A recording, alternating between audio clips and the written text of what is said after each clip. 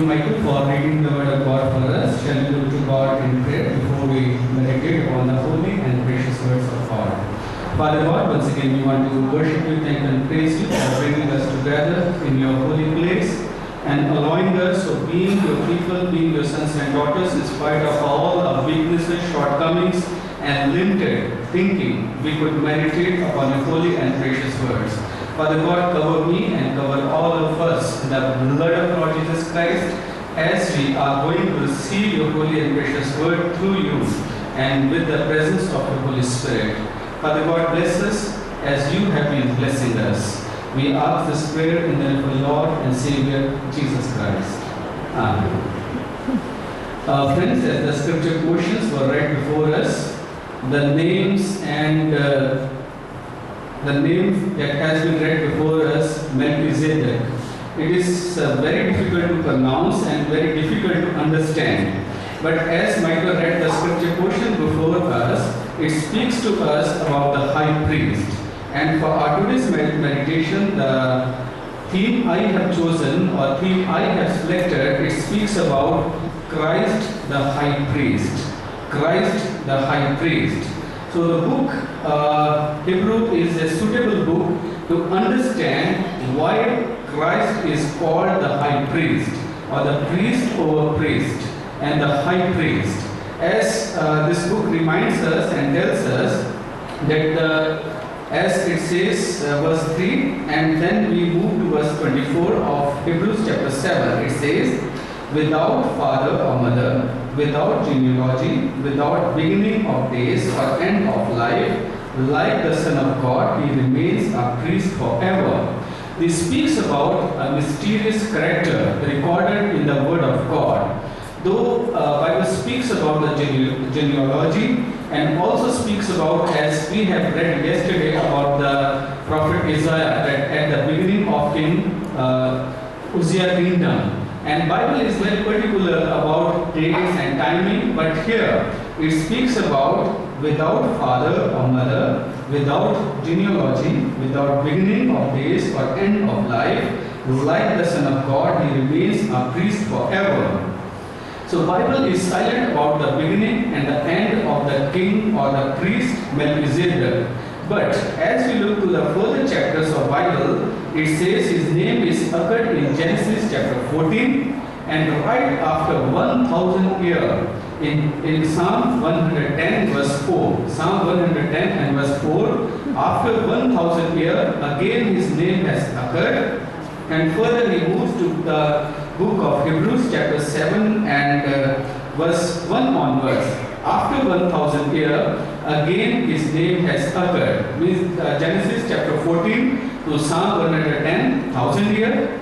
Then after Psalm 110 verse 4 to Hebrews chapter 7, again 1000 years. So his name has occurred again and again, but Bible says that he is a mysterious person. But further as we turn to chapter 7 of Hebrews verse 24, it says, therefore he is able to save completely those who come to God through him, because he always lived to intercede for them. And the first line of verse 24 says, but because Jesus lives forever. That is why it says that Jesus is called Melchizedek, king and priest. King and priest. And as we have read chapter 7 verse 1 says, this Melchizedek was king of Salem and priest of God Most High. He met Abraham returning from the defeat of the kings and blessed him. Now here it speaks to us the meaning of the Melchizedek is king of righteousness. And when we say Salem, that king of Salem, it says peace, means Jerusalem, that he was the king of Jerusalem. And Bible tells us and reminds us through various scripture portions, especially as we turn to book of prophet Zechariah chapter 14 verse 5, that Jerusalem is the bridge between earth and heaven. Jerusalem is the bridge between earth and heaven. But as we look to the world history and biblical history, Jerusalem is the place where they are always fighting or something is going on. Though the Jerusalem called peace, Salem, but there is never peace. Always some problem, always some fight, always some things are going on in the city or in the place of Jerusalem. But it also reminds us, as we have seen verse 24, but Jesus lives forever, and he always to intercede for them, and he meets our needs. Which the day will come when there will be peace in the Jerusalem. That is why as we look to Psalm 128, it says that pray for the peace of Jerusalem. And there are also scripture portion which speaks about that the pray for the peace of Jerusalem. But here scripture portion reminds us and tells us through this mysterious person who occurred 1000 years after, then again after 1000, that he was referred to the Lord Jesus Christ, that he is the King of Kings and priest of all the priests, means high priest. And as we look to New Testament and the four gospel, it speaks about chief priest. But Bible says that Lord Jesus Christ is the high priest who never dies. Because verse 23 says of Hebrews chapter 7, now there have been many of those priests since death prevented from continuing in office. When priests used to come in the temple of Jerusalem to take over the office, to perform the rituals or to do all the religious duties, but after their death, new person comes. After his death, again new person comes. But Bible says that Jesus lives forever. That is why he is the chief priest. That is why he is the King of Kings. So Bible refers to, and especially when we look towards this mysterious person who has no father, no mother, no genealogy, without beginning of days, end of life, like the Son of God, he remains a priest forever. And Bible says and tells us through the book of Hebrews that Lord Jesus Christ fulfilled the duty and the responsibility of the high priest when he gave himself for us all, when he gave his life for all of us to redeem us from the bondage of sin and from the curse of death. That is why Lord Jesus Christ was called Melchizedek, his high priest who is and who will be and who is always there. But as we look to the book of Hebrew and the writer of book of Hebrew, many theologians are not sure that who is the writer of book of Hebrews. But most of them, they are agreed into one point, that St. Paul is the writer of the book of Hebrews on the basis of the writing, on the basis of the style of writing, on the basis of the vocabulary that has been used in the book of Hebrews. So most of them say that St. Paul was the writer of book of Hebrews. That is why he dealt with the Judaism as well as the Christianity. And also it speaks to us that this book who dealt with many questions, because the people who were converted from Judaism to Christianity, they had all kinds of questions that who is superior, Moses, Abraham, or Lord Jesus Christ, or Messiah. Or they had question that we should worship the angels, or we should worship the creation, or we should worship God the Father. So they had all kind of creation questions and all kind of things in their mind. Plus they had also thinking about that either being the people of God and angels are created by God, should we worship the angels and should we worship the creation or the creation of the Lord. And also they had this question in their mind that who is superior, human being, the creation of God, a people of God, or angels. So this book dealt with all kinds of questions what they were having in their minds. That is why the theologian says that St. Paul is the writer of the book of Hebrews, because he knew Judaism very well, he grew and he studied Judaism very well, and that is why it says that he dealt with all the questions that who is superior and we should worship the creation or we should worship the angels or not. Messiah is the superior, and who is the final sacrifice, and who is the sacrifice for the atonement of all the people. So this book dealt with all the questions, and mainly as we turn to chapter 7 and chapter 8, it speaks about that Christ is the high priest and he died and he suffered for all, once for all. As we look to further chapter, as we look to chapter 7, it also speaks to us regarding creation, regarding sacrifice, regarding tithing, and regarding high priest.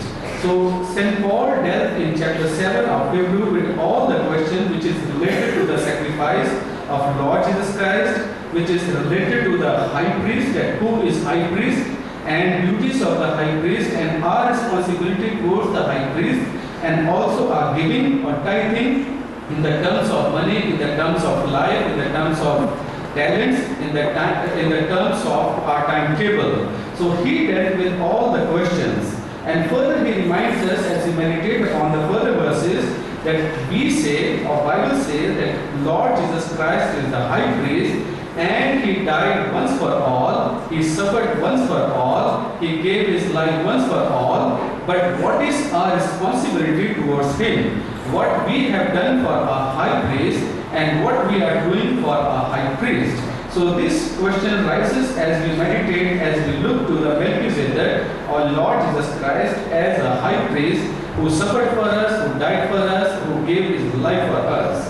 As we look to verse 1 to 10, it says, this Melchizedek was king of Salem and priest of God Most High. He met Abraham returning at the feet of the kings and blessed him. And Abraham gave him a tenth of everything. First, his name means King of Righteousness. Then also King of Salem means King of Peace. Without father, without genealogy, without end, without beginning. And like Son of God, he remains a high priest.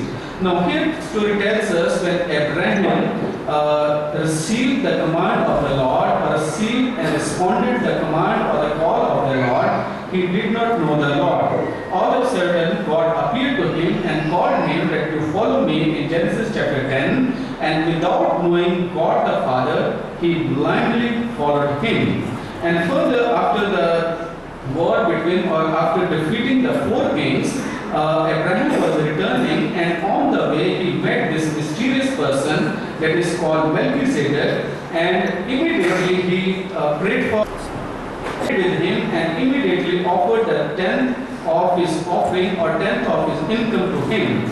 Now again this portion reminds us and tells us that before Genesis chapter 14, the name of the Melchizedek or name of the priest of the God is not recorded. The first time Abraham met any priest by the name of Melchizedek, immediately he came to know that he is God, or he is like Son of God. So he offered his tithe or tenth of his income, tenth of what he received after defeating the four kings, as a gratitude, as a thanksgiving.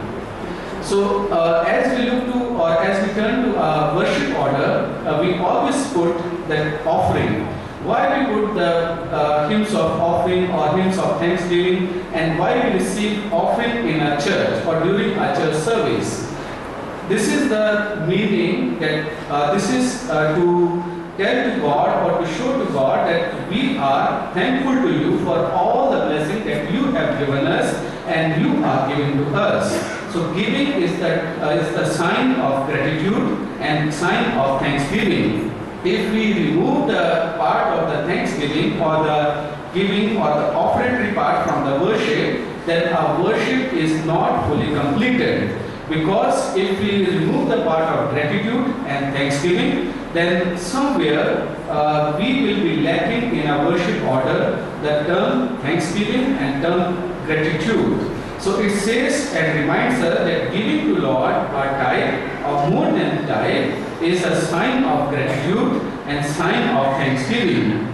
So when we say that we should remove the offertory part or the giving part, then it tells us that our worship service is not fully completed because we are not thankful to God, because the part of the thanksgiving and the gratitude is missing. So further it reminds us and tells us Abraham, who first had met priest Melchizedek, offered his tithe. Then again, being his sons and being his generations, we read about the Jacob, and it tells us in Genesis chapter 28 verse 22, he offered his tithe for the Lord's service, or he also gave his tithe to the Lord. Then again, after 400 years of Genesis chapter 28, it tells us about the law of the Moses that was given to all the Jewish people in Leviticus chapter 27 verse 13. Leviticus chapter 27 verse 13, that we should offer our tithe to the Lord. We should offer our tithe to the Lord. Now many people say and question, even theological people, they question this thing, that this was only recorded in the Old Testament, then why we should give our tithe to the Lord? Because this is the part of the Old Testament, and Lord Jesus Christ has fulfilled all the law of Moses. It says, and they are right, that Lord Jesus Christ has fulfilled all the law of the Moses, but he has not demolished the law of the Moses. So we should remember, when we go into theological debate, or when we put many things into our mind, that the Lord Jesus Christ cannot came on this earth, or did not come on this earth to remove or to demolish the law of Moses, but to fulfill the law of the Moses by giving his life as a sacrifice once for all. That is why the most difficult book in the Bible, Hebrews, dealt with this question, that he is a high priest and he fulfilled the sacrifice, and he gave his life for the sacrifice once for all. As you read further, it speaks about that Lord Jesus Christ died, suffered as a high priest once for all. Now there is no need for any sacrifice. Now there is a need of thanksgiving, need of gratitude to God. That is how Word of God tells us that the Lord Jesus Christ came to fulfill the law by giving his life, not to demolish the law of Moses. Once we were having the interview among the new pastors or students who come for the pastor ministry, and this question was raised before him. And he said, I have given my life to the Lord, so there is no part of giving a tenth or the tenth of my life, tenth of my income to the Lord. So it says that the people come with many these kinds of questions, that now I have given my full life to the Lord, why should I go for the tenth of my life to the Lord? But as we look to the Word of God, Lord Jesus Christ speaks to us and tells us about the tithing and about the giving of our life, giving of our time and all the talents for his service. Further, as we look to Genesis chapter 14, it says that he is in the beginning of the Bible. If you turn with me, Genesis chapter 14.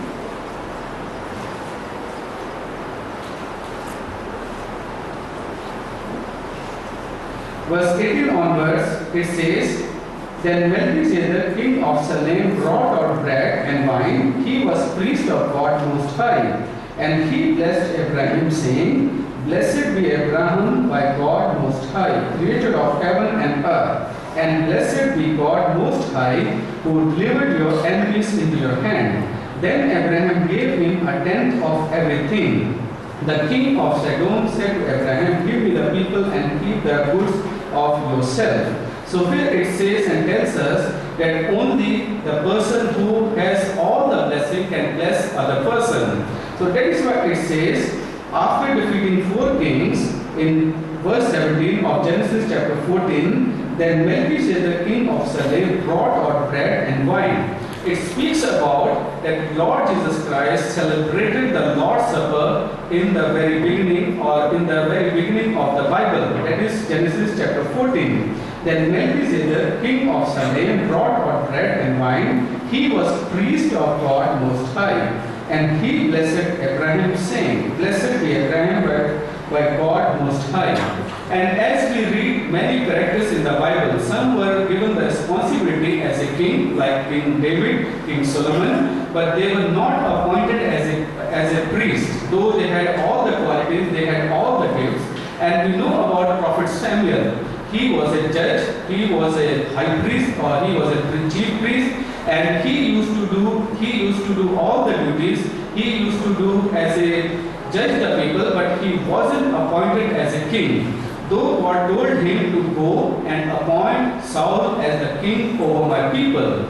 So this story tells us and reminds us that Lord Jesus Christ is the only high priest, and He is the only King on this earth. That is why it says that He is a priest of priests and King of kings. That is why we call that He is an Almighty God. He is a King over all the kings, and He is priest over all the priests. So Bible tells us and reminds us as we turn to New Testament, there are so many verses, and especially through the writing of St. Paul, he reminds us that God loves the cheerful giver. It wasn't a compulsion for Abraham, and it is not a compulsion for us when we say that we should thank God, we should give our offering to the Lord, or we should be thankful and be gratitude to the Lord. But it says from their heart, as a thanksgiving, we offer the offerings. And also St. Paul reminds us that God loves the cheerful giver. Not we offer some offering, not we give our time, our money or our talents to the Lord as a compulsion, or we have to do this saying there is no option because this is a law set by the people of God and written in the Word of God. Then God's Word of God reminds us that God loves the cheerful giver. If we are thankful to God, if we have gratitude towards the Lord, then we should offer our life to Him, we should offer our money or our income to Him, and we should use our time, our talents for His service as a sign of gratitude.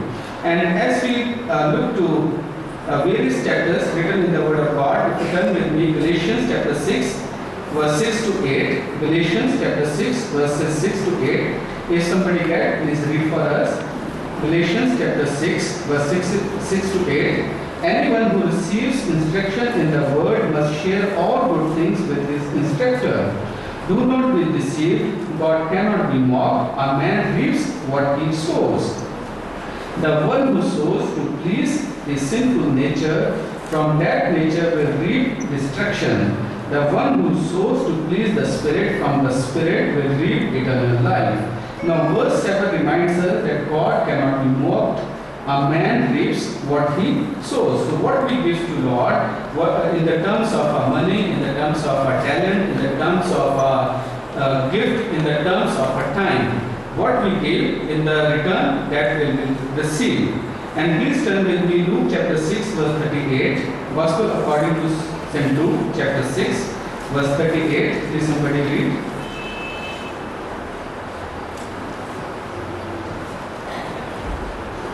Luke chapter 6. Give and it will be given to you. A good measure, pressed down, taken together, and running over, will be poured into your lap. For with the measure you use, it will be measured to you. Give and it will be given to you, and the same measure will be used for us. Mark chapter 10, verse 29 and 30. Somebody read for us from the Gospel according to St. Mark, chapter 10, verse 29 and 30. I tell you the truth, Jesus replied. No one who has left home or brothers or sisters or mother or father or children or fields for me and the gospel will fail to receive 100 times as much in this present age. Homes, brothers, sisters, mothers, children and fields, and with them persecution, and in the age to come eternal life. So this again Bible verses reminds us and tells us that whatever we are doing for the Lord, accordingly we will receive the reward. And we shouldn't be, Bible also tells us, when we do something for the Lord, then we shouldn't be worried about or think about the reward, because giving of the reward in the hands of the Lord, and we should do or fulfill our duty, our responsibility towards Him. And also Word of God tells us through this, all the chapters, through all the verses, that if we are faithful to Lord in a little things, then we will be able to receive all the greater blessings from the Lord. If we are not faithful to the Lord in a little thing or in the smaller things, then God knows that we are not able to handle the bigger responsibility, bigger things, and we will not be faithful to the Lord in a bigger things. So that is why Word of God reminds us and tells us that whenever or whatever God has given us, we should share our blessings with others. as a sign of love, as a sign of thanksgiving, as a sign of gratitude to the Lord and towards other people. The second point reminds us as we turn to verse 21 onwards, Hebrews chapter 7 till verse 28, it says, "Now there have been many of those priests since death prevented from continuing in office. But because Jesus lives forever, he has a permanent priesthood. Therefore, he is able to save completely those who come to God through him, because he always lives to intercede for them. Such a high priest meets our needs, one who is holy, blameless, pure, set apart from sinful sinners, exalted above the heavens. Unlike the other high priest, he does not need to offer sacrifice day after day, first of his own sins and then for the sins of the people. He sacrificed for the sins once for all when he offered himself. For the law appoints a high priest, men who are weak, but the oath which came after the law appointed the Son who has been made perfect forever." Now the second question deals that comes to our mind and came to the mind of people who were converted from Judaism to Christianity, that there is any need to offer sacrifice on daily basis. But this question or this portion was dealt with the question that Lord Jesus Christ gave his life once for all. And this reminds us that being a high priest, he is interceding for us. As in the Jewish temple, if you know about regarding the Jewish temple, or we should study about the structure and all the things what were happening in the Jewish temple, then we will come to know about everything. And priest used to go and he used to prepare himself for a year that he should be holy, blameless, because he has to enter into the holies of holy. If he doesn't purify himself, that as he enters into the place of holy and holy, he used to die. So what the priest used to do for a whole year, he used to purify himself, so he would be able to enter into the holy of holy. And if he is not, then he dies. So in the same way, Word of God tells us and reminds us that the other priest, verse 27, unlike the other high priest, he does not need or offer sacrifice day after day, first for himself and then for the sins of the whole people. So the second portion reminds us and tells us that the Lord Jesus Christ has died for us, he suffered for us, and now only we have to believe in him, now only we have to confess our sins, now only we have to ask him, God, you are the holy Lord, you died for me, and please forgive my sin, and I accept that I am sinner. So when we do this, Word of God tells us that he will be with us forever and ever. Because verse 25 says, therefore he is able to save completely those who come to God through him. The only through Lord Jesus Christ, by accepting our sins, by asking for the forgiveness, we can approach to our God the Father.